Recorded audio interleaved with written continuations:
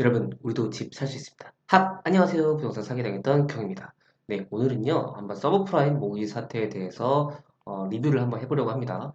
이게 당연히 알고 계신 분들도 아시겠지만, 모르고 계신 분도 있을 거고, 알고 계신다 하더라도 조금 한번 리뷰를 통해서 우리가 이제 금리 인상이 되면 어떻게 되는지에도 역사를 한번 살펴보면 좋을 것 같아요.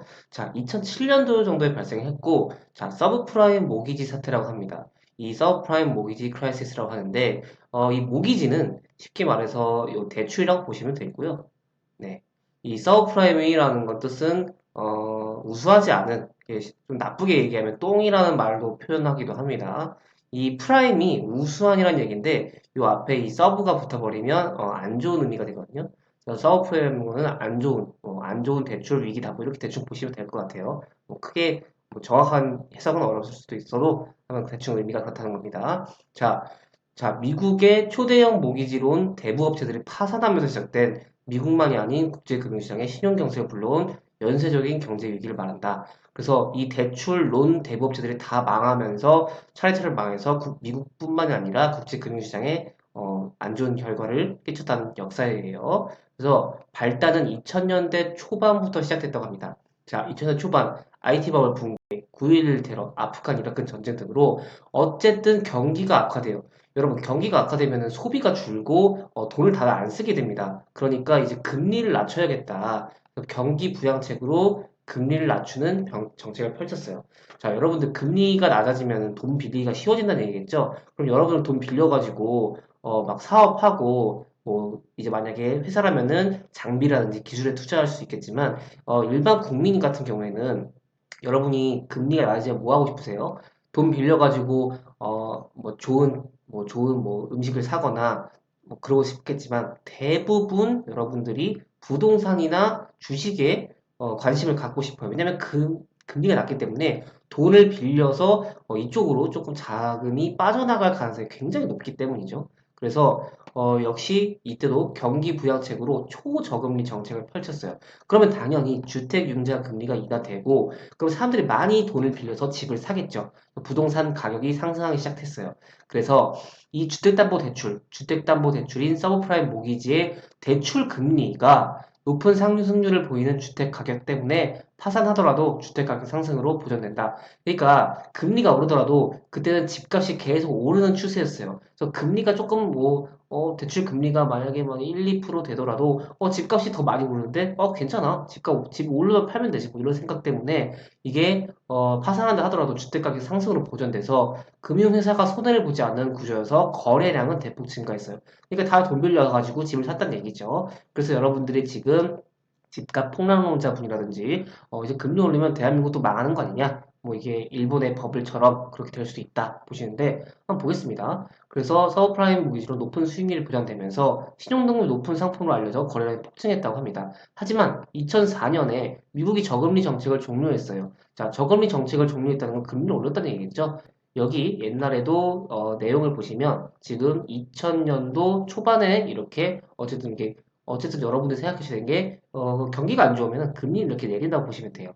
그러다가 이제부터 경기가 조금 좋아질 것 같으니까 여기서 금리를 아주 그냥 자 2004년에서 2006년까지 2년간 4.25%를 올려버려요. 거의 제로에서 거의 한 뭐 5% 정도까지 올렸다고 됩니다. 5배가 됐다고 보시면 돼요. 그러면은 자 이제 금리를 오르기 시작해요. 자, 저금리 정책을 종료하면서 버블이 꺼지기 시작했다. 그래서 금리가 올라갔어요. 그래서 저소득층 대출자들, 조금 돈이 그렇게 많지 않은 일반 조금 약간 밑에 쪽에 있는 서민들은 원래금을 제대로 갚지 못하게 돼요. 금리가 올라버렸으니까 매달 한 5, 60만 원 내다가 100만 원, 120만 원, 150만 원 낸다고 생각해 보세요. 두세 배 오르면은 감당이 안 되거든요.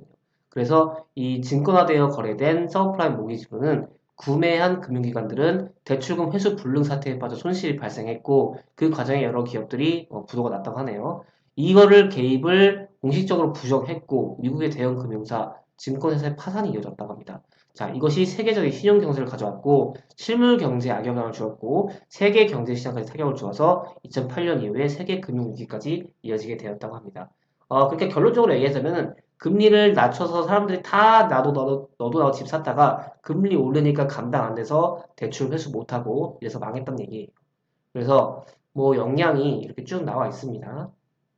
그 역량이 어디까지 갔냐 그 내용이겠죠. 자, 미국 2위의 서브프라임 모기지 대출 회사인 뉴센츄리 파이낸셜이 파산 신청을 하고 그 다음에 2007년 8월에는 미국 10위권인 아메리칸 홈 모기지 인베스트먼트가 파산보험 신청을 했다고 합니다. 그리고 세계 3위 은행인 HSBC 많이 들어보셨죠? 미국 주택시장에 뛰어들었다가 자 10조 한 천억 을 회수하 못할 위기에 놓였다고 했었고 그다음에 미국 보험사인 CAN 파이낸셜이 서브프라임 투자로 9,100만 달러 손실 다 이런 식으로 다 손실 입었다는 거예요. 그리고 스탠다드 앤 푸어스 이 S&P 막 미국에서 S&P 500 막 이런 얘기 하죠?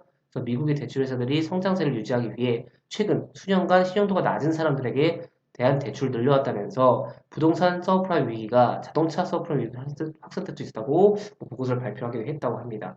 이런 식으로 연쇄적으로 망했었어요. 쉽게 얘기해서 망했었고 자 그럼 대응은 어떻게 했냐 이것도 한번 보겠습니다. 그때 이 패드 의장이 벤 버냉키 미국 연방제도 이사회네요. 자, 요 서브프라임 모기지 부실에 따른 금융 손실이 최대 1천억 달러, 약 91조 7천억 원 정도 되네요. 그래서 요거를 밝혔다가 미국 경제 전반에 주는 영향은 제한적일 것이라고 말했다라고 하고 있어요. 자, 리먼 브라더스 구제금융 거부. 자, 패드가 미 재무부가 리먼 브라더스에 대한 구제금융 불가 입장을 고수했고, 미국 정부의 이런 입장은 우선 국민 세금으로 개별 업체의 경영 부실에 따른 손실을 막아주는 것은 좋지 않은 서류를 남겨서 도덕적 해이를 확산시킬 수 있다는 우려를 점을 이식한 것으로 분석된다고 합니다. 자, 그 다음에 요 AIG 구제금융에 대해서 보겠습니다. 자, 요 패드는 2008년 9월 16일 AIG에 850억 달러 구제 금융을 제공키로 하였다고 합니다. 자, 패든 AIG의 무질서한 몰락은 이미 심각한 금융시장의 취약성을 더 심화시키고 자금 조달 비용을 크게 높이게 되다가 가계의 자산을 감소시키고 경제 활력을 더욱 약화시키는 결과를 가져올 수 있기 때문에 이런 결정을 내렸다고 해요. 자, 부시 대통령도 패드 조치에 지지한다면서 금융시장의 안정을 강조하면서 대변을 통해 밝혔어요. 정부도 이번 AIG 구제로 납세자 부담은 없을 것을 밝히면서 도덕적 해이에 대한 비난에 미리 대응한 모습을 보이고 있다. 뭐 이렇게 나오네요. 자, AIG 구제는 리먼 브라더스는 몰락하게 놔둔 것과 비교해 누구는 살리고 누구는 몰락하게 놔둔 것에 대마불사의 기준을 둘러싼 논란을 불러오고 다른 기업들도 정부의 손을 벌리게 하는 여지를 만들어준 것으로 분석되고 있어요. 그래서 AIG는 정부의 지원을 받는 대가로 경영진 교체, 자산매 같은 게 구조조정을 겪을 것으로 보인다라고 하네요.